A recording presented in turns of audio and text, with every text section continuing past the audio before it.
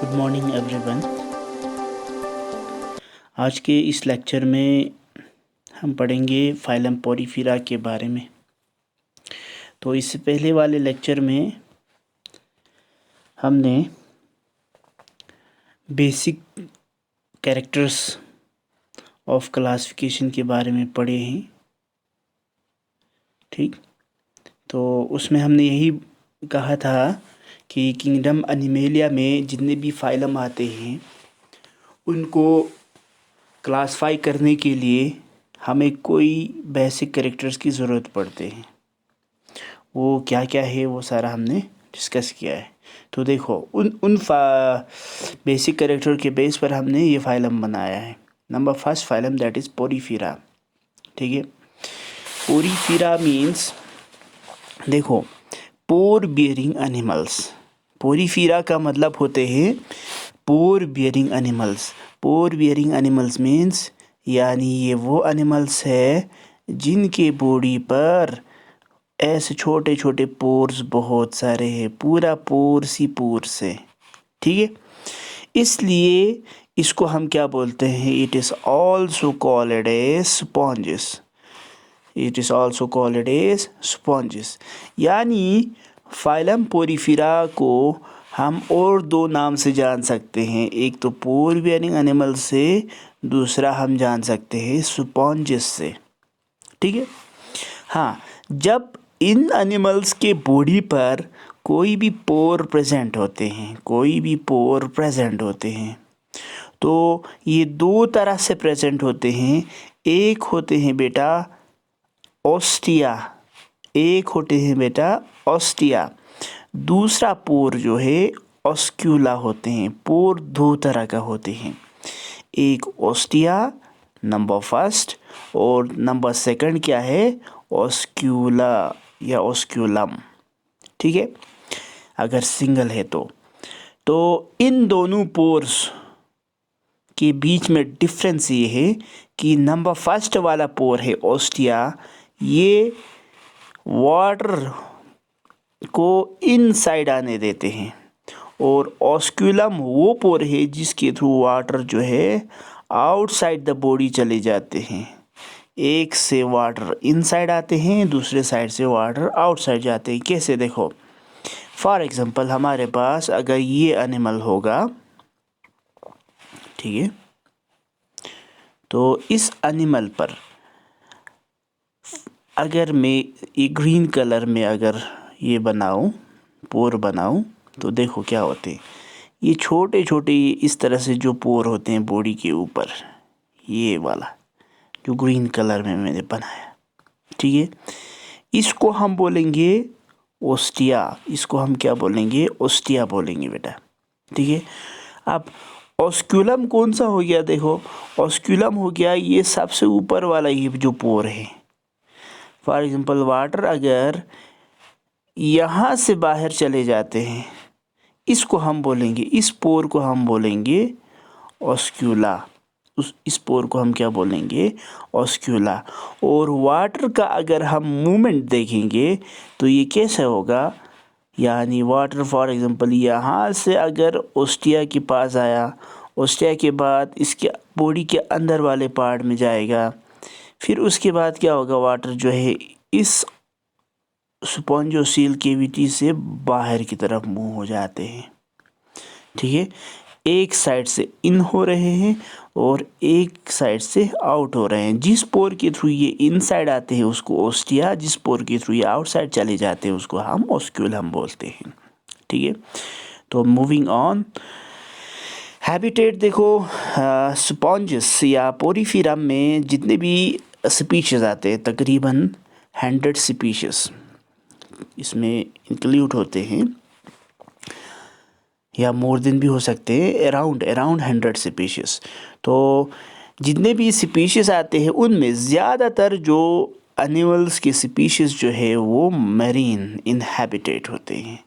इनका हैबिटेट जो है क्या होगा, मैरीन होगा, यानी सलाइन वाटर में ये रहेगा, पूरी तरह से वाटर में एम्बेड होते हैं, एक्वाटिक होते हैं। ठीक है, एक्सेप्ट एक एनिमल या एक स्पीशीज ऐसा है जो मैरीन नहीं होते हैं बल्कि क्या होते हैं, फ्रेश वाटर होते हैं, fresh water inhabiting, fresh water inhabiting होते हैं, यानी क्या हो गया, फ्रेश वाटर में रहने वाले होते हैं।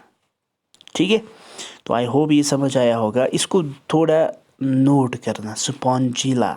ठीक है, नेक्स्ट देखो, cellular level of organisation means, यानी इनका बॉडी जो है डेवलप हो चुका होते हैं किस लेवल तक, सेल तक। ठीक है, फिर उसके बाद टिश्यू, सारे सेल मिलके टिश्यू बनते हैं, फिर उसके बाद ऑर्गन बनते हैं। हमारे पास 4 लेवल ऑफ ऑर्गेनाइजेशन है, एक है ऑर्गन सिस्टम। ठीक है, तो ये जो लेवल ऑफ ऑर्गेनाइजेशन, इनमें अगर देखेंगे सेल तक ही होते हैं, इसमें टिश्यू बिल्कुल नहीं बना होगा, ऑर्गन्स भी नहीं होंगे, या ऑर्गन सिस्टम भी पूरी तरह से नहीं होगा। इसलिए हम इसको क्या बोलते हैं, सेलुलर लेवल ऑफ ऑर्गेनाइजेशन। और सेल का एक एग्रीगेट होते हैं, ये एनिमल जैसा दिखते हैं ना, तो ये सेल का एक एग्रीगेट है, सेल सेल सेल।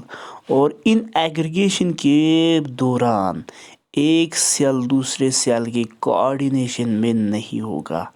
जब कोऑर्डिनेशन में ही नहीं है ना, तो हम इसको टिश्यू नहीं बोलते बल्कि क्या बोलते हैं, सेल बोलते हैं। क्यों? क्योंकि सेल का एग्रीगेट तो है, सेल एक सेल का दूसरे सेल के साथ कोई कोऑर्डिनेशन नहीं है, यानी ये इंडिपेंडेंटली काम कर रहा है। इसलिए हम इसको क्या बोलते हैं, सेल एग्रीगेट बॉडी प्लान बोलते हैं।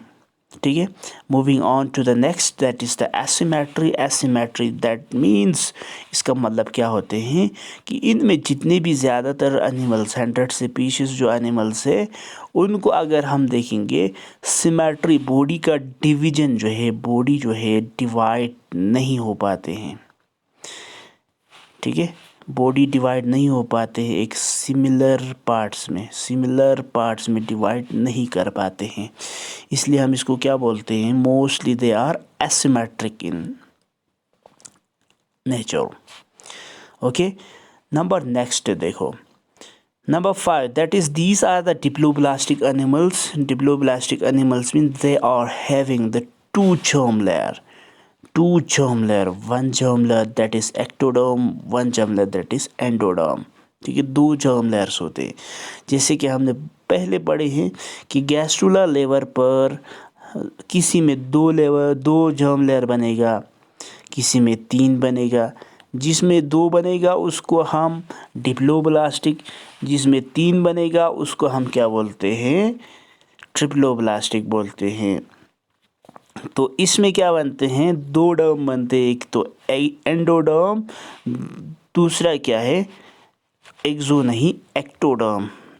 एक्टोडर्म बोलते हैं। ठीक है, एक्टोडर्म। ठीक है, 2 तरह का जर्म लेयर। और देखो, पिनेकोडर्म एंड केनोडर्म, ये दो चीज़ें हैं, 2 तरह का लेयर है। पिनेकोडर्म जो है बना होते हैं बेटा किससे, ये बना होते हैं पिनेकोसाइट्स सेल से। कैनोडर्म्स बने होते हैं कैनोसाइट्स सेल से। ठीक है, इन दोनों के बीच में क्या प्रेजेंट होगा, मीजोगिलिया प्रेजेंट होगा, यानी fluid. Mesoglea means that is fluid present होगा। ओके, देखो, पिनेकोडर्म बाहर वाला है, आउटर वाला सेल है। कैनोडर्म जो है बॉडी के इनर वाला सेल है। ठीक है, तो देखो, अगर हम इस पिक्चर में अगर देखेंगे पिनेकोडर्म्स और कैनोडर्म्स को, देखो यहाँ से ये जो स्ट्रक्चर्स आपको नज़र आ रहे हैं, ये क्या है, ये हमारा कैनोडर्म है जो कैनोसाइट्स से बने हैं। उसके अलावा आपको यहाँ से ये जो लेयर्स आपको दिख रहे हैं, ये किससे बना है, ये पिनेकोडर्म से है। पिनेकोडर्म यानी पिनेकोसाइट्स से बने हैं। ठीक है, आई होप आपको समझ आया होगा। तो देखो, इसके बारे में और भी हम पढ़ेंगे। और इन इन बिटवीन दीज लेयर्स, यहाँ से पिनिकोडर्म्स, यहाँ से केनोडर्म्स, यहाँ पे जो फ्लूइड प्रेजेंट है, इन दोनों के बीच में जो भी फ्लूइड प्रेजेंट है वो फ्लूइड होते हैं मीजोग्लिया, वो फ्लूइड होते हैं मीजोग्लिया। ठीक है, आई होप आपको ये समझ आया होगा। तो देखो नेक्स्ट, तो हमारे पास क्या है, नेक्स्ट है हमारे पास एस्फिलोमेट्स। इसको हम आने वाले लेक्चर्स में अच्छे से पढ़ेंगे। तो यहाँ तक मुझे सुनने के लिए thank you so much for listening me, thank you so much.